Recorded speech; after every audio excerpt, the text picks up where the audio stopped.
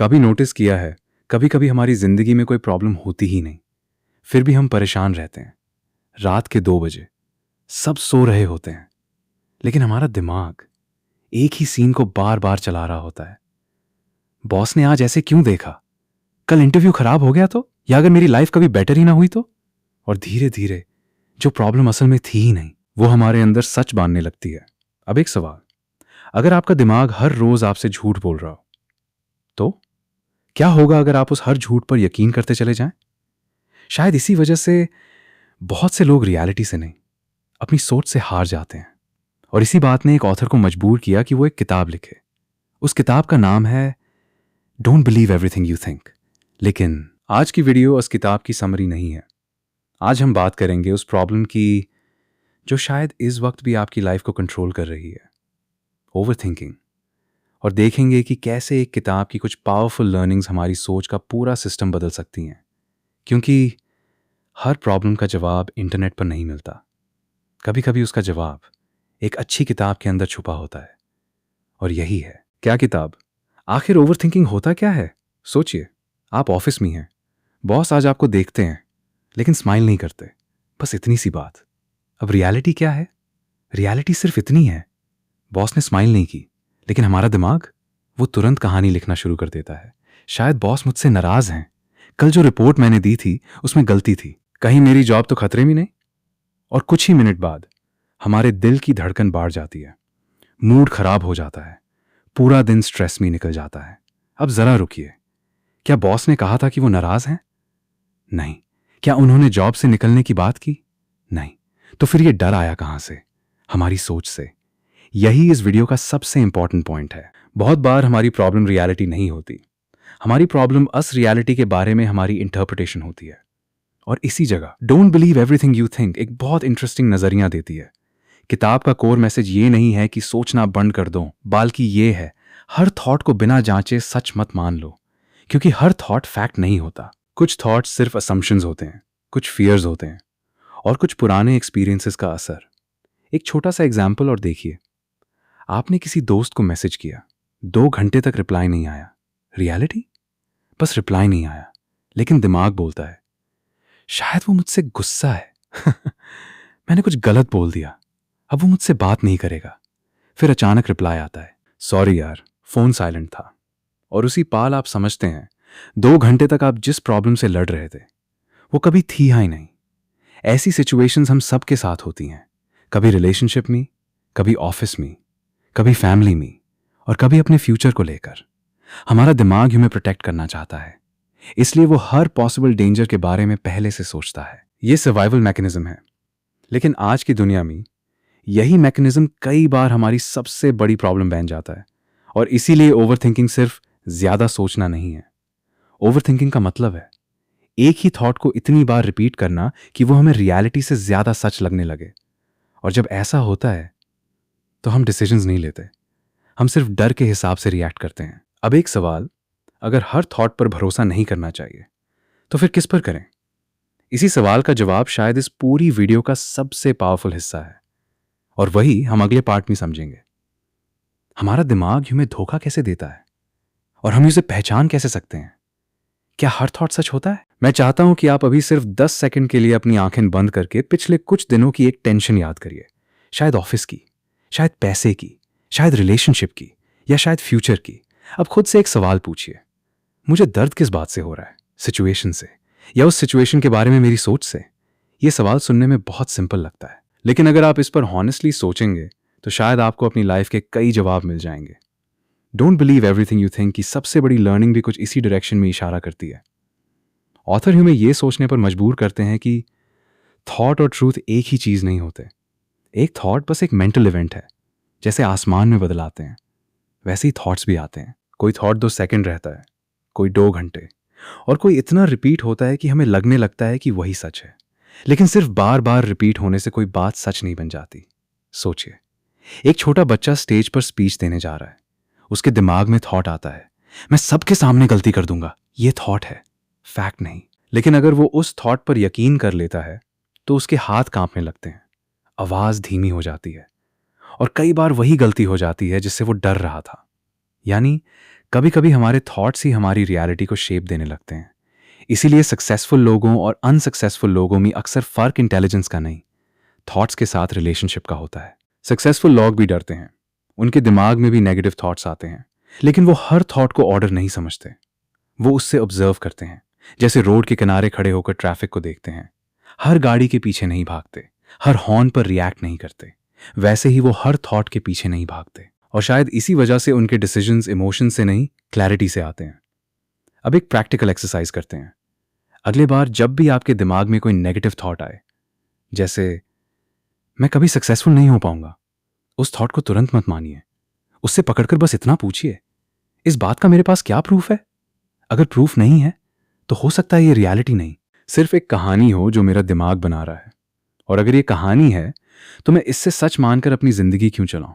ये एक छोटा सा सवाल है, लेकिन कई बार ये सवाल एंग्जाइटी और क्लैरिटी के बीच का फर्क बन जाता है।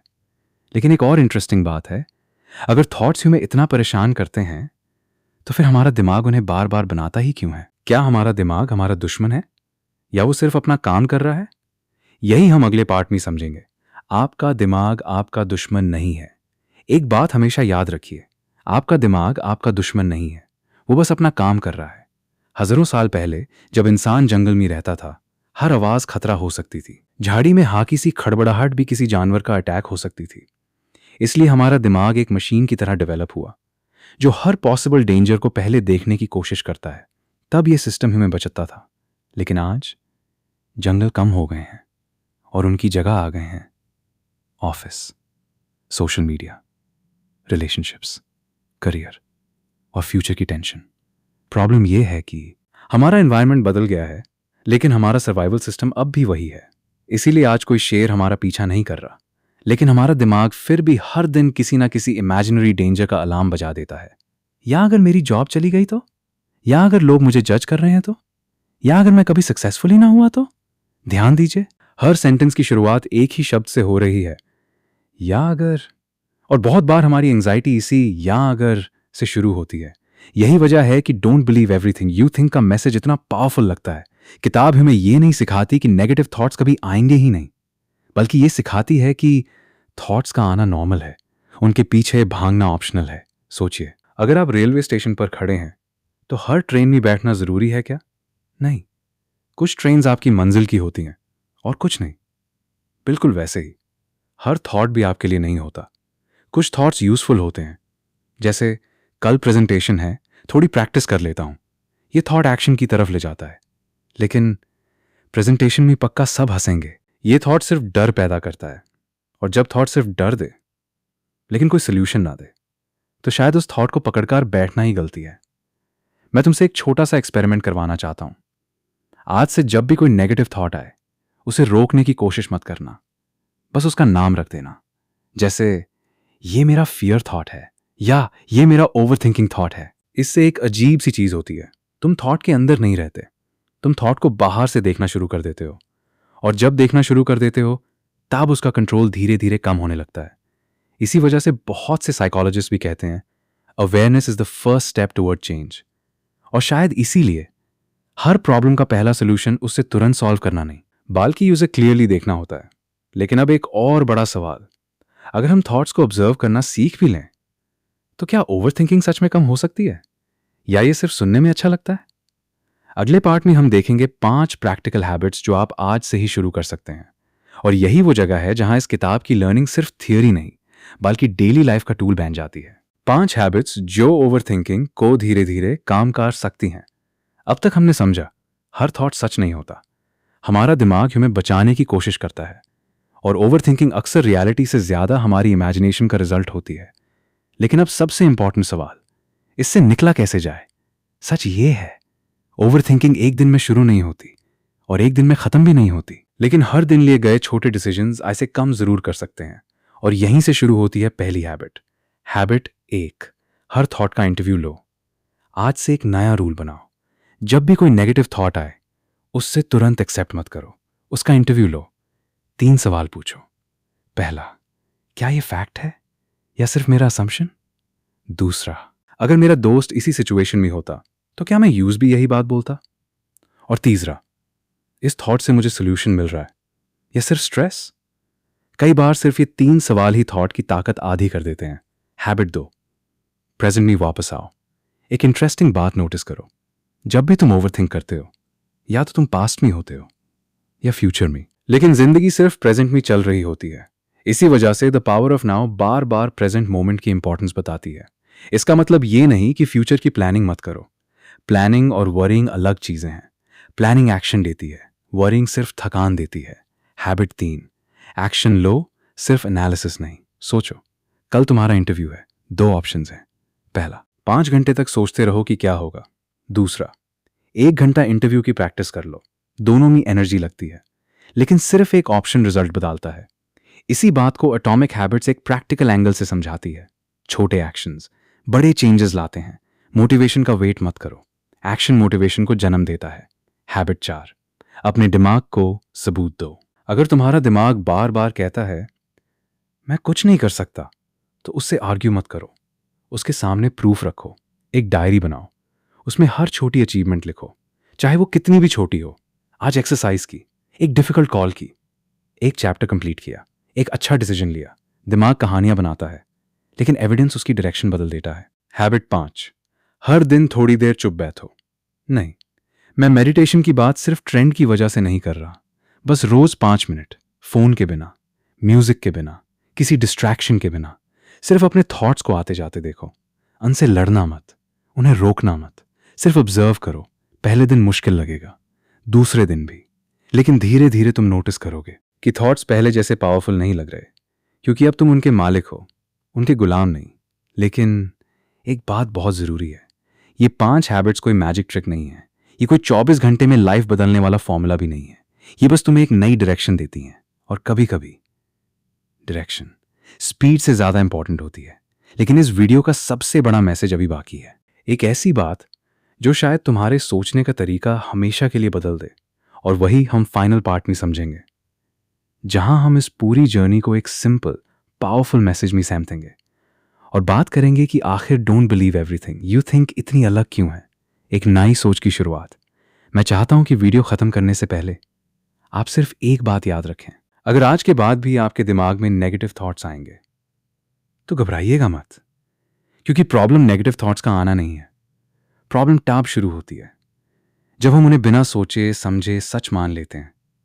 सोचिए, अगर आसमान में काले बादल आ जाएं, तो क्या इसका मतलब हमेशा तूफान ही आएगा? नहीं, कई बार बादल आते हैं और कुछ देर बाद खुद ही चले जाते हैं। थॉट्स भी कुछ ऐसे ही होते हैं। उन्हें पकड़ कर बैठना या उन्हें आने जाने देना, ये फैसला हमारे हाथ में होता है। और शायद इसीलिए don't believe everything you think इतनी अलग लगती है। ये किताब आपको सिर्फ पॉजिटिव सोचना नहीं सिखाती, ये आपको अपनी सोच को देखना सिखाती है। और जब इंसान अपनी सोच को देखना सीख लेता है, तो धीरे धीरे वो उसका गुलाम नहीं रहता। उसके डिसीजंस फियर से नहीं, क्लैरिटी से आने लगते हैं। एक छोटा चैलेंज, मैं चाहता हूं कि अगले 24 घंटों में जब भी कोई नेगेटिव थॉट आए, उसे तुरंत मत मानिए। बस रुककर एक सवाल पूछिए, क्या ये फैक्ट है या सिर्फ मेरा थॉट? हो सकता है इस एक सवाल की वजह से आपका पूरा दिन बदल जाए, और धीरे धीरे आपकी जिंदगी भी। क्या ये बुक पढ़नी चाहिए? अगर आप सिर्फ एक मोटिवेशनल स्पीच ढूंढ रहे हैं, तो शायद ये किताब आपके लिए ना हो। लेकिन अगर आप जेन्युइनली समझना चाहते हैं कि मैं इतना ओवरथिंक क्यों करता हूं, मेरे थॉट्स मेरी फीलिंग्स को कैसे अफेक्ट करते हैं, और मैं अपनी मेंटल पीस को कैसे प्रोटेक्ट कर सकता हूं, तो don't believe everything you think एक अच्छी शुरुआत हो सकती है। ये जरूरी नहीं कि आप इस किताब की हर बात से सहमत हों, लेकिन बहुत मुमकिन है कि इसमें एक ऐसा आइडिया मिल जाए जो आपकी सोच का नजरिया बदल दे। और कभी कभी एक ही आइडिया काफी होता है। क्या किताब की पहचान? दोस्तन, इस चैनल का नाम क्या किताब सिर्फ इसलिए नहीं है कि हम बुक्स की समरी सुनाएंगे, बल्कि इसलिए है क्योंकि हम मानते हैं कि हर अच्छी किताब के अंदर एक ऐसी लर्निंग छुपी होती है जो किसी ना किसी इंसान की जिंदगी बदल सकती है। हमारी कोशिश रहेगी हर वीडियो में एक रियल लाइफ प्रॉब्लम को उठाना, उस प्रॉब्लम को सिंपल लैंग्वेज में समझना, और फिर देखना कि दुनिया की बेहतरीन बुक्स उसके बारे में क्या सिखाती हैं। यहां आपको सिर्फ बुक्स नहीं मिलेंगी, बुक्स से निकली हुई प्रैक्टिकल विजडम मिलेगी। क्योंकि किताब पढ़ना हर किसी के लिए आसान नहीं होता, लेकिन उसकी लर्निंग तक पहुंचना हर किसी का हक है। अगर आज की वीडियो ने आपको सिर्फ 1 मिनट के लिए भी रुककर अपनी सोच के बारे में सोचने पर मजबूर किया, तो इस वीडियो का मकसद पूरा हो गया। मैं मिलूंगा आपसे अगली वीडियो में एक और रियल लाइफ प्रॉब्लम के साथ, और एक और ऐसी किताब के साथ जो शायद आपकी जिंदगी को देखने का नजरिया बदल दे। तब तक याद रखिए, हर प्रॉब्लम का जवाब गूगल पर नहीं मिलता। कभी कभी उसका जवाब एक किताब के किसी पन्ने पर लिखा होता है। मिलते हैं अगली वीडियो में, सिर्फ क्या किताब पर।